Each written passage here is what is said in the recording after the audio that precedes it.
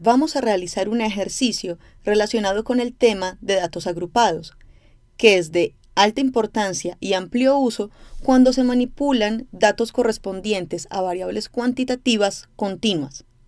El enunciado dice lo siguiente: se presentan las calificaciones para un grupo de 25 estudiantes en un curso de geografía. Tenemos esta tabla de datos y fácilmente podríamos realizar un estudio con una tabla de frecuencias. Sin embargo, vemos, así a vuelo de pájaro, que estamos trabajando con datos cercanos entre sí, pero con frecuencias no muy altas, así que no se justificaría hacer una tabla de frecuencia sencilla para estos datos.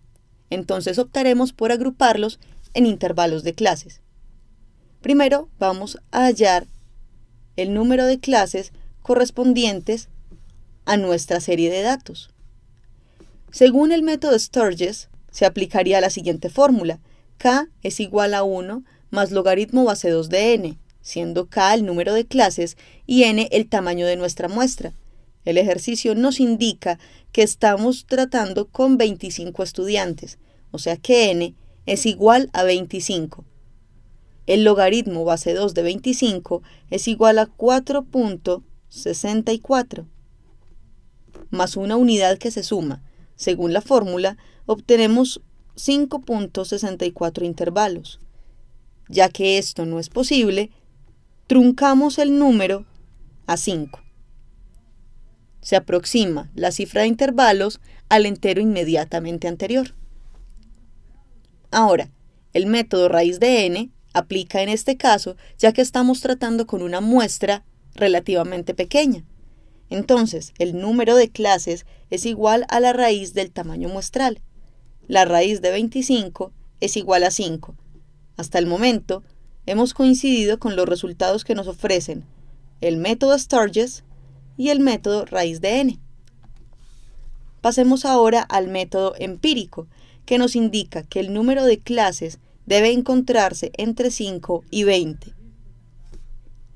Asumiendo los resultados anteriores, tomaremos el número 5 como nuestro número de clases a emplear. ¿Qué sigue ahora? Sigue la determinación de la longitud de los diferentes intervalos. ¿Cómo se halla la longitud de un intervalo si no conocemos los límites del mismo? Nos basamos en el intervalo más grande de todos, es decir, nuestra muestra completamente. ¿Y quién nos indica cuál es la longitud de la muestra? El rango. El rango lo estudiamos cuando trabajamos las medidas de dispersión en videos anteriores. Les recomiendo que vayan y lo vean para que puedan contextualizarse mejor. Ahora, el rango de nuestra serie de datos pasa desde el número más grande de datos posibles hasta el menor. El número más grande de datos posibles en esta escala de calificaciones es el 5. Creo que mencionamos inicialmente que la calificación va de 0 hasta 5. Entonces, el valor máximo de nuestra serie es el 5 y el valor más pequeño es el 0, porque es la escala posible de calificaciones.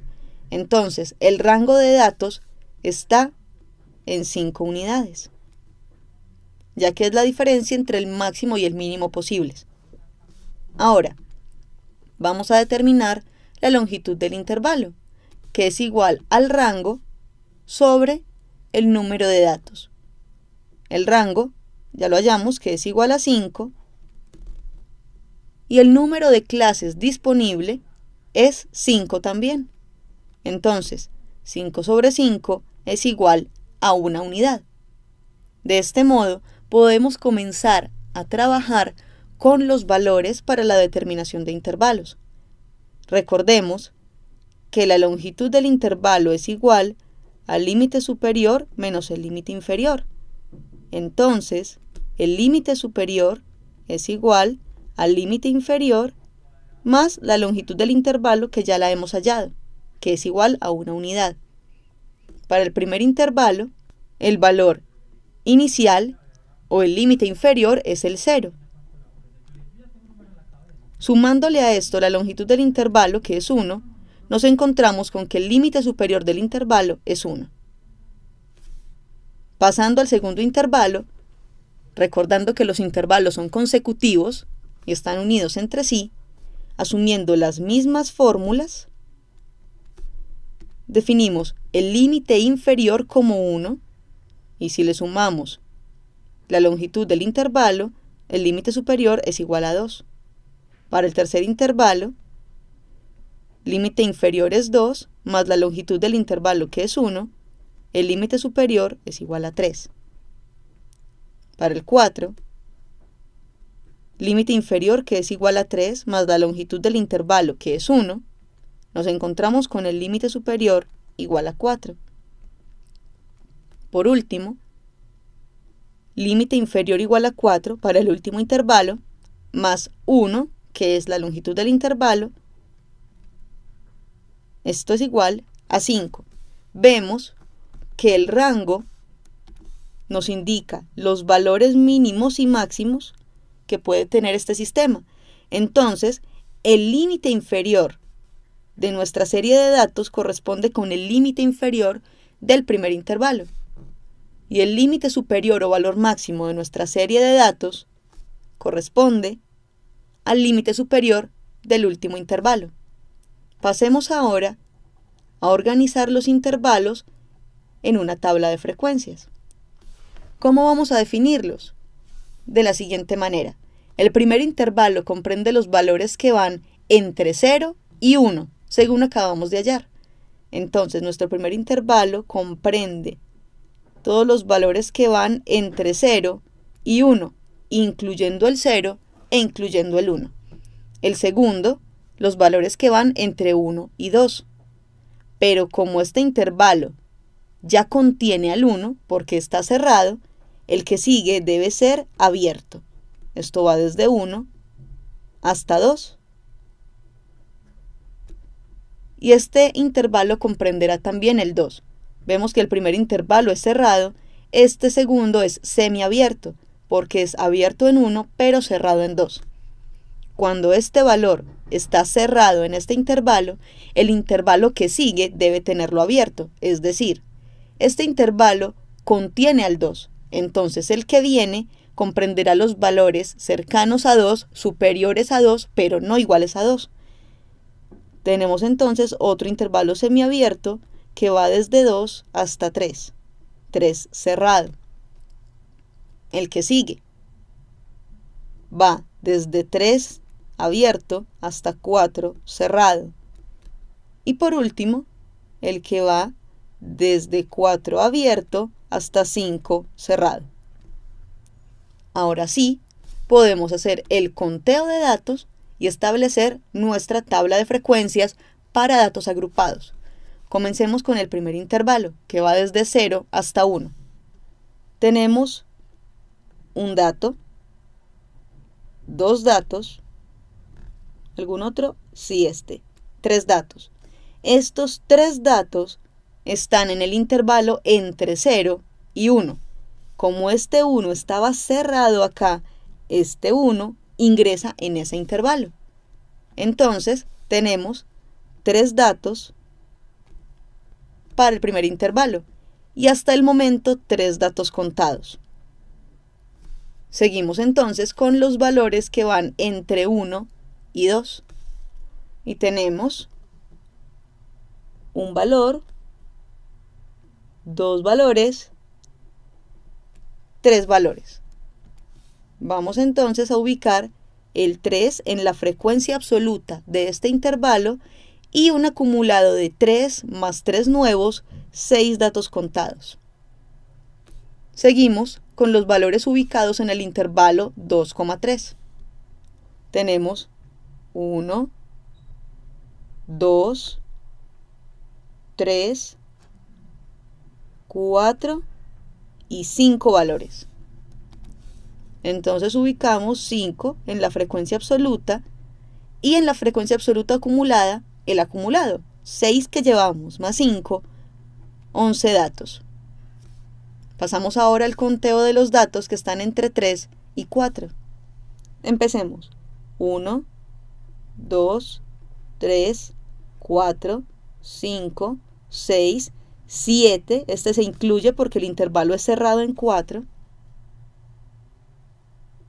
8, 9, 10, 11 y 12. Tenemos 12 datos ubicados en el intervalo de calificaciones entre 3 y 4. Y nuestro acumulado de datos contados es 11 más 12, 23. Finalmente, los datos que están entre 4 y 5. 1 y 2.